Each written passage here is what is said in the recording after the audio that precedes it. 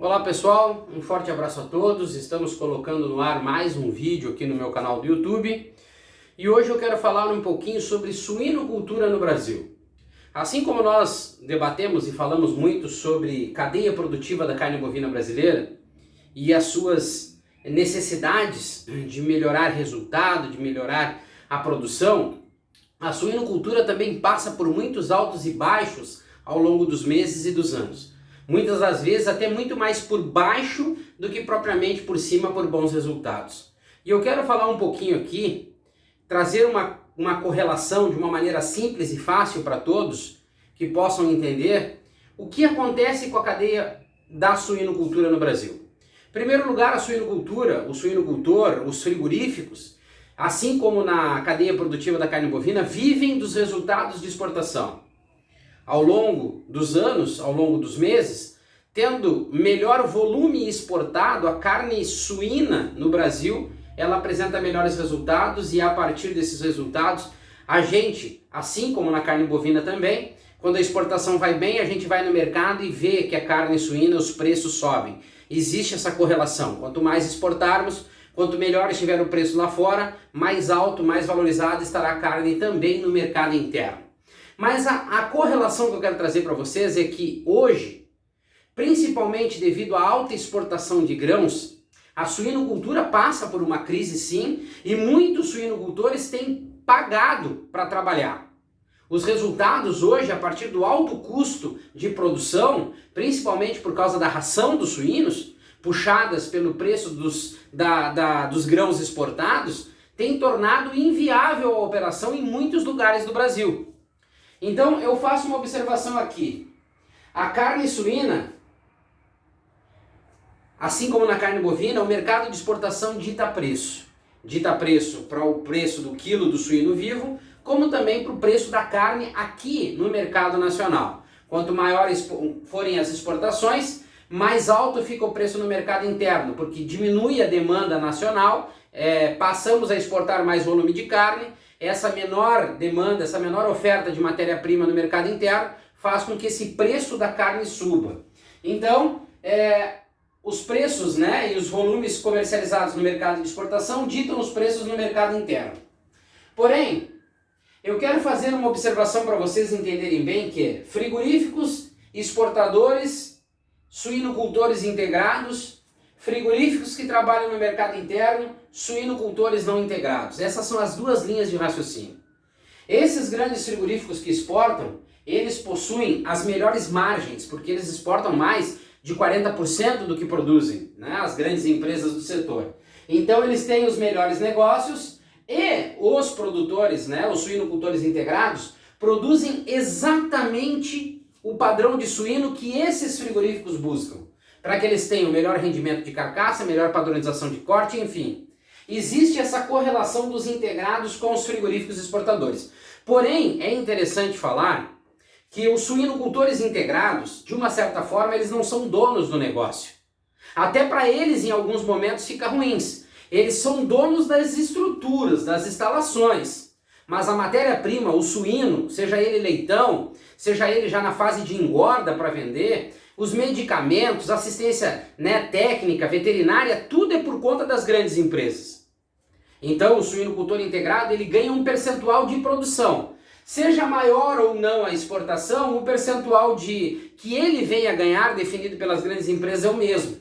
Então às vezes a gente imagina que o suinocultor integrado ele tem um percentual a mais, nos períodos de maior exportação ele ganha mais, mas não é essa a realidade.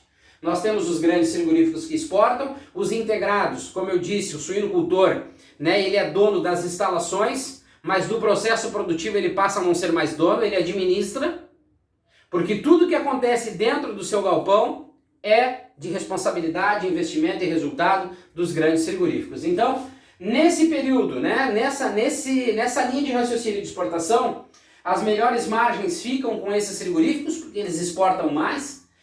Como eu disse, os integrados preparam essa matéria-prima dos frigoríficos, esses suínos, com uma genética própria para carne, para bom rendimento de carcaça, bons resultados, padrão de cortes, eles entregam para esses frigoríficos.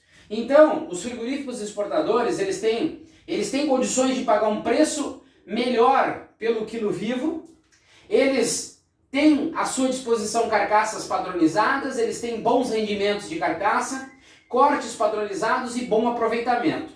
Tudo isso aqui, devido a esse preparo padronizado, melhoram as margens de lucro desses frigoríficos. Somados a um maior volume exportado com uma maior valorização do dólar, essas grandes empresas têm bons resultados. E assim como acontece nos bovinos, né, com a produção da carne bovina de corte, existe a ABEC, a Associação Brasileira das Indústrias Exportadoras de Carne, que ela domina o mercado nacional, o internacional, ela busca os melhores mercados para os seus associados. Aqui na suinocultura também nós temos a BPA, ela manda e desmanda. Ministério da Agricultura perde força, não tem atuação, e quem comanda esses mercados para os seus associados, para os seus privilegiados, é a BPA para a suinocultura e a ABEC para bovinocultura, para carne bovina.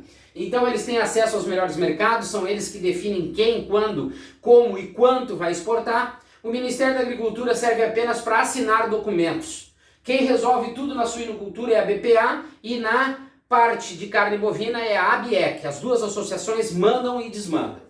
Então, como existe esse padrão, os grandes frigoríficos têm bons resultados. Os melhores negócios, como eu disse, ficam para os grandes frigoríficos. Eles conseguem ter uma maior produtividade, uma produção melhor, um produto padronizado, bons rendimentos, maior lucratividade. Os frigoríficos, esses exportadores, são os que mais ganham.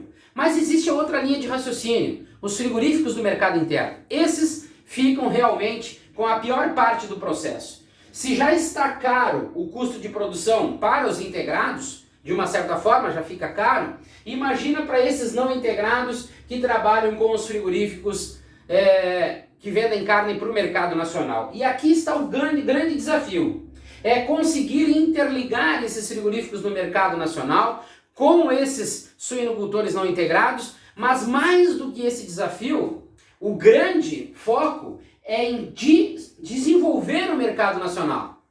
Nós temos um consumo maior de suínos no Rio Grande do Sul, Santa Catarina, Paraná, São Paulo, Minas, Rio de Janeiro e o resto do Brasil, na realidade, né, talvez Mato Grosso ainda, mas o resto do Brasil ainda trabalha com muito abate clandestino.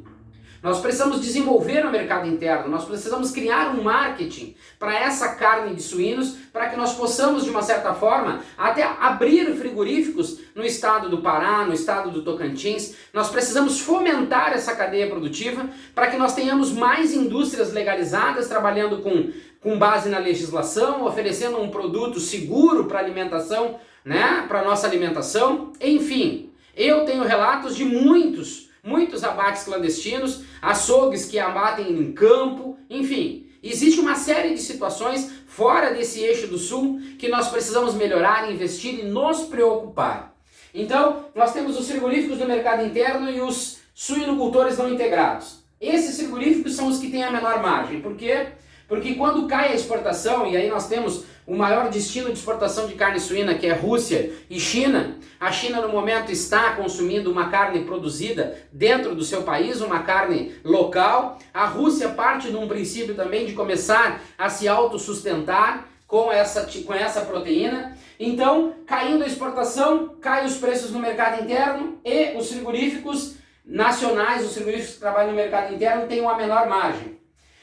Esses suinocultores não integrados, de uma certa forma, eles não conseguem entregar uma carcaça padrão, uma matéria-prima padrão para esses frigoríficos, né? Até porque eles não conseguem investir muito, principalmente numa ração, né? Numa ração adequada, para que esses suínos tenham um ganho de peso e uma conformação de carcaça. Eles não conseguem investir numa genética definida para corte. Então, a partir desses altos custos de produção, essas carcaças não oferecem o mesmo padrão de rendimento que nem a dos suinocultores integrados. Então são situações negativas, né? Então no mercado interno a gente tem esses frigoríficos que trabalham no mercado interno, tem uma condição de pagar um preço menor pelo quilo vivo dos suínos, as carcaças são meio despadronizadas, os rendimentos são piores, a despadronização dos cortes ela acontece e existe um pior aproveitamento. Logo, esse impacto, ao contrário desses bons resultados dos frigoríficos que exportam, tem um impacto negativo direto na margem de lucro, né, desse negócio junto ao mercado nacional.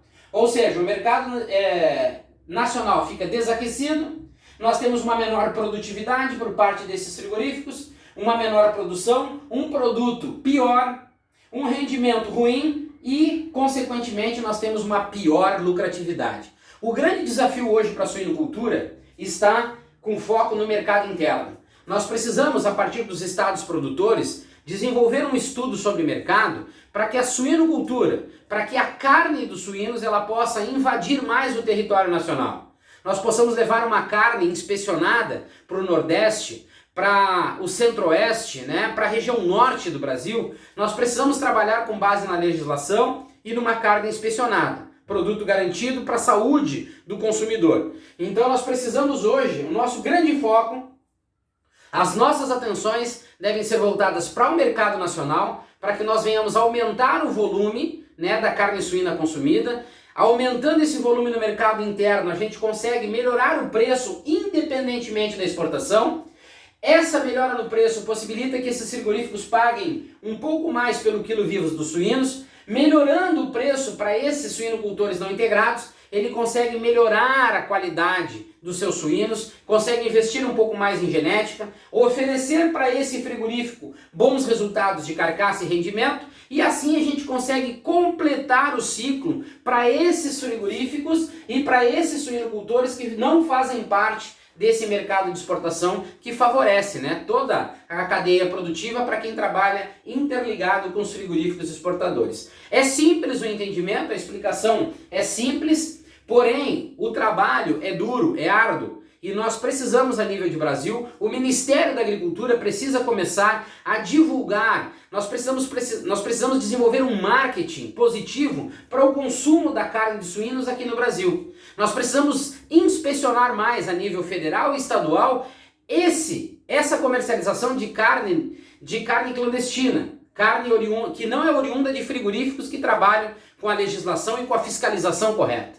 Esse é o desafio do Ministério da Agricultura e também dos governos de estado, das secretarias de agricultura, apertar o cerco com relação ao abate clandestino e desenvolver um marketing positivo, mostrando o quão benéfico é para a saúde o consumo de carne suína aqui no Brasil. Nós precisamos criar e fomentar, né, uma produção maior para sustentar esse mercado nacional, para torná-lo independente dos resultados da exportação, equilibrar os preços de compra e de venda que tragam resultados positivos, seja para suinocultores e para frigoríficos no mercado nacional, e partindo desse princípio, com essas atitudes, a gente consegue melhorar o resultado da suinocultura aqui no Brasil, sem ficarmos refém ou dependentes da China, da Rússia, somente. Nós temos condições de fomentar e melhorar os resultados no mercado nacional, e esse deve ser o foco. Essa deve ser a saída, esse deve ser o pensamento e investimento para nós melhorarmos o resultado da suinocultura no Brasil.